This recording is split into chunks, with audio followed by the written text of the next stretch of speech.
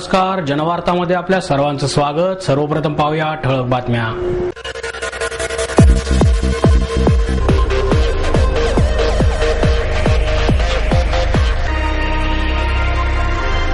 26व्या Pune international marathon स्पर्धेत इथिओपियाने यंदाही आपले वर्चस्व राखले कायम। पुणे विचार मंचाकडून शहरातील विविध समस्यांवरील 3 दिवसीय चर्चासत्र सुरू। आणि शिक्षण मंडळाच्या वतीने आयोजित करण्यात आलेल्या प्रदर्शनाचे उद्घाटन आमदार रमेश बागवे यांच्या हस्ते संपन्न।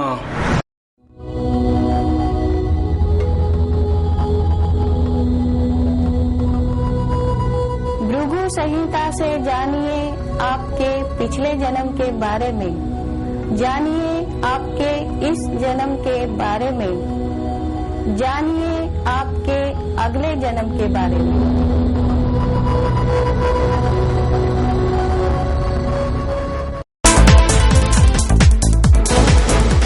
26व्या पुणे इंटरनॅशनल मॅरेथॉन स्पर्धेत इथिओपियाने यंदाही आपले वर्चस्व कायम राखले आहे।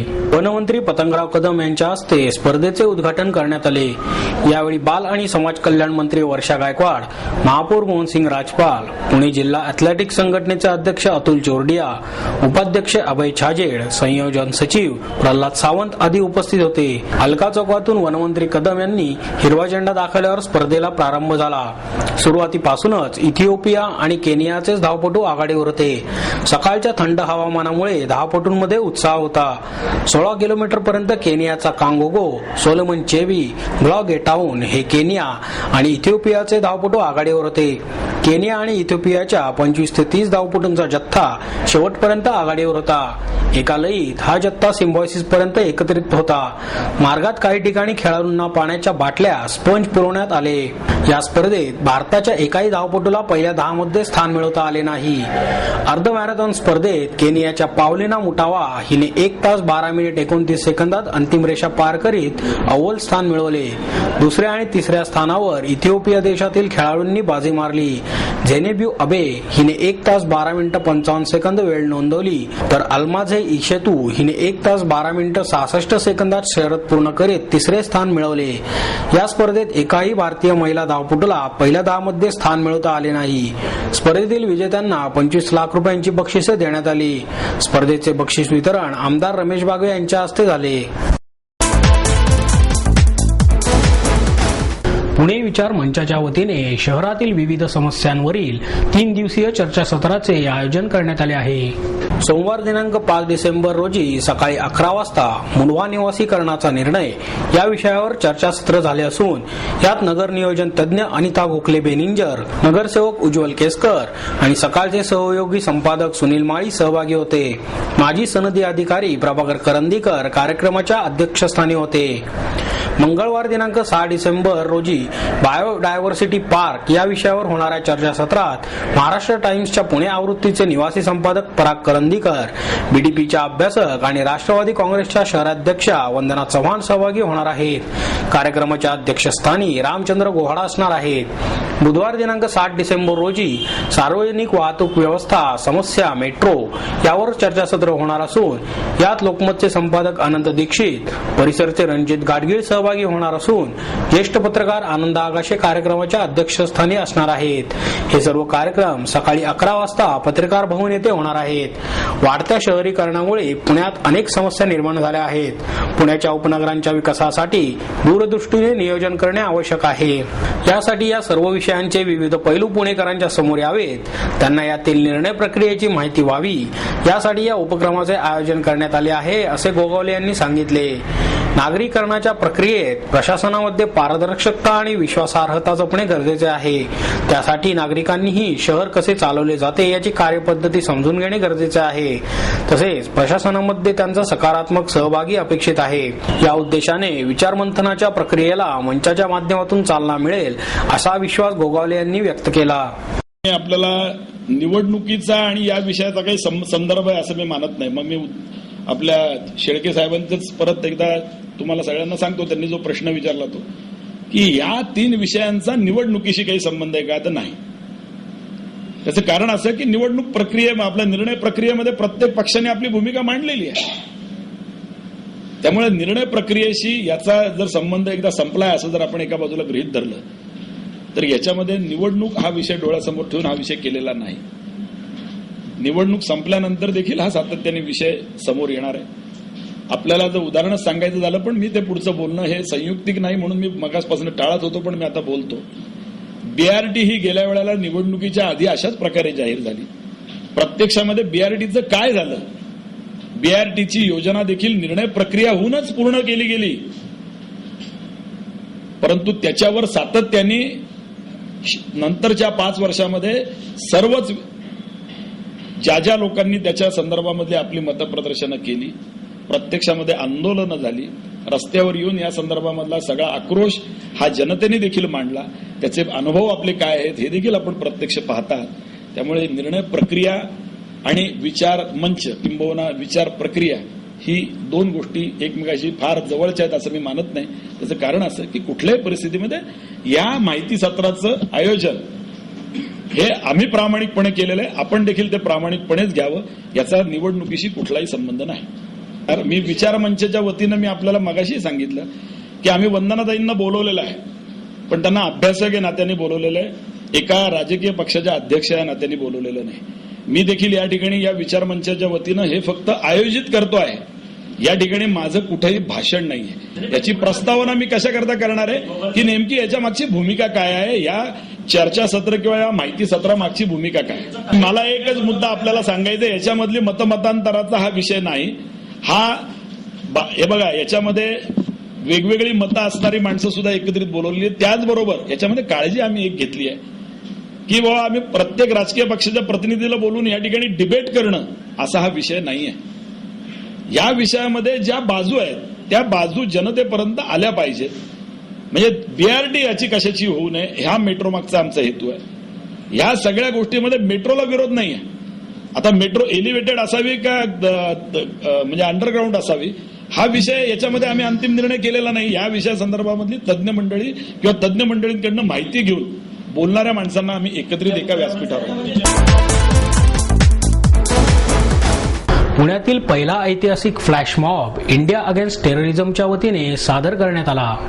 देशावर सतत होणारे दहशतवादी आणि अतिरेकी हल्ले अत्यंत दुःखदायक आहेत. यात बळी पडणारे आणि कायमचे पंगू होणारे तसेच त्यांचे नातेवाईक यांच्या दुःखाला आपण सगळेच एकार्थी जबाबदार आहोत.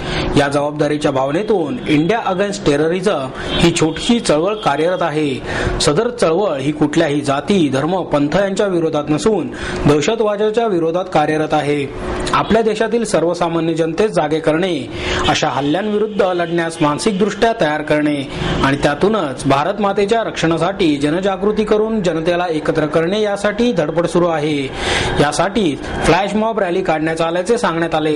हे सर्व करत असताना सर्वसामान्यांमध्ये मिसळत असताना एक भावना सतत समोर येत असते, ती म्हणजे आपल्या भारत मातेच्या सार्वभौमत्वावर आघात करून लोकांचे प्राण हरण करून हजारोंना अनाथ करणारे, क्रौर्याची परिसीमा गाठणारे अनेक अतिरेकी भ्याड राष्ट्रद्रोही आजही सरकारच्या ताब्यात आहेत.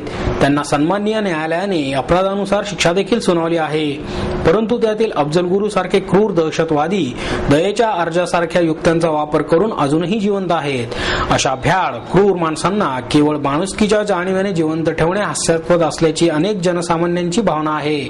आपल्याकडे अशीही काही प्रकरणे अनेक वर्षांपासून प्रलंबित पडली आहेत. त्यांच्यावर सर्वोच्च न्यायालयाच्या निर्णयाप्रमाणे निर्णय होणे अभिप्रेत आहे. फाशीच्या शिक्षेविरुद्ध राष्ट्रपतींकडे दया याचनेचे अर्ज प्रलंबित आहेत. सदर अर्ज स्वीकारणे अथवा नाकारणे याचा कालावधी जाहीर करावा अशी मागणीही यावेळी इंडिया अगेन्स्ट टेररिझमच्या वतीने करण्यात आली.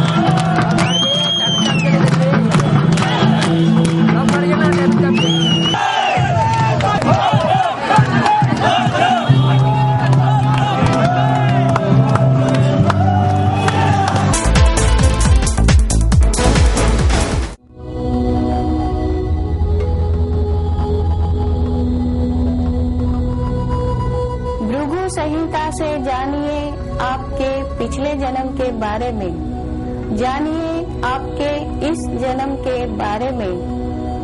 जानिए आपके अगले जन्म के बारे में।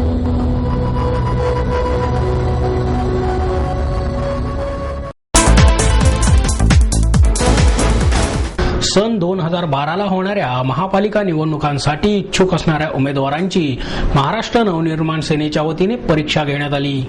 प्रचंड मोठा प्रतिसाद मिळालेली ही परीक्षा सकाळी 11 वाजता सुरू झाली आणि दुपारी 12:30 वाजता पार पडली। अनिल शिदोरे, हर्षल देशपांडे, अरुण कदम आणि रीटा गुप्ता या पक्ष निरीक्षकांच्या देखरेखीखाली या परीक्षा पार पडल्या। 10 वाजता शहरातील 3 परीक्षा केंद्रांवर उमेदवारांना प्रवेश देण्यात आला। संपूर्ण परीक्षा यंत्रणेमध्ये स्थानिक पदाधिकाऱ्यांचा समावेश नसल्याने अनेक इच्छुक उमेदवार आणि पदाधिकारी यांच्या चेहऱ्यावर परीक्षेबाबत प्रश्नचिन्ह दिसून आले। परंतु पेपर संपल्यानंतर टेन्शन खल्लासचा आनंद उमेदवारांच्या चेहऱ्यावर दिसला। मनसे गटनेत्यांसह सर्व नगरसेवक, शहराध्यक्ष तसेच विभाग प्रमुख, शाखा प्रमुख आणि महिला पदाधिकाऱ्यांसह सर्व इच्छुक उमेदवारांनी परीक्षा दिली। परीक्षा सुरळीत पार पाडण्यासाठी शहर अध्यक्ष बाळा शेडगे यांच्या नेतृत्वाखाली शहरातील पदाधिकाऱ्यांनी परिश्रम घेतले। शिक्षण मंडळाच्या वतीने आयोजित करण्यात आलेल्या प्रदर्शनाचे उद्घाटन आमदार रमेश बागवे यांच्या हस्ते करण्यात आले। यावेळी शिक्षण मंडळाच्या अध्यक्षा संगीता तिवारी, शिक्षण प्रमुख रामचंद्र जाधव, शहर काँग्रेस अध्यक्ष अभय छाजेड आदी मान्यवर उपस्थित होते। शिक्षण मंडळ अध्यक्षा संगीता तिवारी यांच्या कारकिर्दीला 2 वर्ष पूर्ण झाले। त्यानिमित्त त्यांनी केलेल्या विविध उपक्रमांच्या फोटोचे प्रदर्शन भरवण्यात आले आहे। शिक्षण मंडळाच्या वतीने विद्यार्थ्यांसाठी चांगले उपक्रम राबवले जातात। मंडळाच्या वतीने विद्यार्थ्यांसाठी योगासन स्पर्धेचे आयोजन करण्यात आले होते। या स्पर्धेमध्ये विद्यार्थ्यांनी उत्कृष्ट कामगिरी केल्याचे बागवे यांनी सांगितले। यावेळी अभय छाजेड यांनीही मनोगत व्यक्त केले। प्रास्ताविक रामचंद्र जाधव यांनी केले। छायाचित्रकार सुशील राठोड यांनी काढलेल्या छायाचित्रांचा या प्रदर्शनात समावेश आहे। हे प्रदर्शन न्यू आर्ट गॅलरी येथे 7 डिसेंबर पर्यंत सर्वांसाठी विनामूल्य खुले राहणार आहेत। या प्रदर्शनाबाबत अधिक माहिती देताना शिक्षण मंडळ अध्यक्षा संगीता तिवारी म्हणाल्या, पुणे महानगरपालिका शिक्षण मंडळ आहे, काय काय चांगले उपक्रम केले आणि ते लोकांना कळावेत यासाठी आजचं हे प्रदर्शन आम्ही भरवलं आहे। नेहमीच पुणे महानगरपालिका शिक्षण मंडळ हे प्रत्येक गोष्टीसाठी टार्गेट्स असतं, गणवेश टाईमवर न मिळणं वगैरे अशा गोष्टींसाठी कायम पत्रकार आमच्या मागं लागलेले असतात। परंतु या निमित्ताने मी आज 2 वर्ष कंप्लीट करते, पण आम्ही आज पहिल्या दिवशी गणवेश देणे, बूट देणे, जेवढं साहित्य शैक्षणिक साहित्य हे आम्ही पहिल्या दिवशी वाटण्यास सुरुवात केली। हा आमचं पहिलं यश आहे। आणि दुसरं असं की ई लर्निंग पासून वेगवेगळ्या समुपदेशन, नवीन नवीन ज्या गोष्टी, आता तर आम्ही आयपॅड पण देतोय, अशा या गोष्टी आम्ही शिक्षण मंडळाच्या माध्यमातून करतोय। खेळांमध्ये आमच्या मुलांनी प्रावीण्य, गरीब घरातला विद्यार्थी याच्यासाठी आम्ही जेवढं क्रीडा निकेतन उभं केलेलं आहे, मतिमंद मुलांसाठी आम्ही एक शाळा चालू केलेली आहे, अजून क्रीडा निकेतन चालू। हे सगळे आमचे जे उपक्रम आहेत ते लोकांपर्यंत नेणे, पत्रकारांपर्यंत नेणे हाच आमचा हेतू आहे। आणि या निमित्ताने आम्ही सर्व आज सदस्य जे माझ्याबरोबर आहेत हे सगळे माझ्या पाठीशी कायम आहे। आप्पा रेणुसे, उपाध्यक्ष नाना वाडेकर, हे पण शिवसेनेचे शहराध्यक्ष, हे पण कधी विरोध करत नाही। असे आमचे सर्व सदस्य मिळून आम्ही हे उपक्रम राबवले। हे उपक्रम सगळ्यांसमोर जावे, लोकांना आम्ही केलेली कामं कळावीत यासाठी आम्ही ह्या प्रदर्शनाचा कार्यक्रम ठेवलेला आहे। आणि माझी तुमच्या चॅनलच्या द्वारे सर्वांना विनंती आहे की घुले रोड आर्ट गॅलरीमध्ये एक्झिबिशन आहे, तर कृपया सगळ्यांनी बघावं। नॅक या नॅशनल कमिटीकडून भारती विद्यापीठाला अ दर्जा प्रदान करण्यात आला। भारती विद्यापीठाचे कुलगुरू डॉक्टर शिवाजीराव कदम यांनी पत्रकार परिषदेत ही माहिती दिली। यावेळी विद्यापीठाचे कार्यवाह अभिजित कदम, विद्यापीठ विकास मंडळाचे संचालक PB. Bulak, doctor UB. Bhoite, doctor SF. Patil, प्राध्यापक के.डी. जाधव, एम.एस. सगरे आदी उपस्थित होते। कदम म्हणाले की भारती विद्यापीठाचे 2004 मध्ये नॅक तर्फे मूल्यांकन करण्यात आले होते, त्यावेळी विद्यापीठाला नॅकने अ दर्जा दिला होता। यंदा मद्रास विद्यापीठाचे माजी कुलगुरू डॉक्टर त्यागराजन यांच्या अध्यक्षतेखाली गठीत करण्यात आलेल्या समितीने 26 ते 30 सप्टेंबर या कालावधीत भारती विद्यापीठाची पाहणी केली। विद्यापीठाच्या निरनिराळ्या 29 घटक संस्थांना भेटी दिल्या।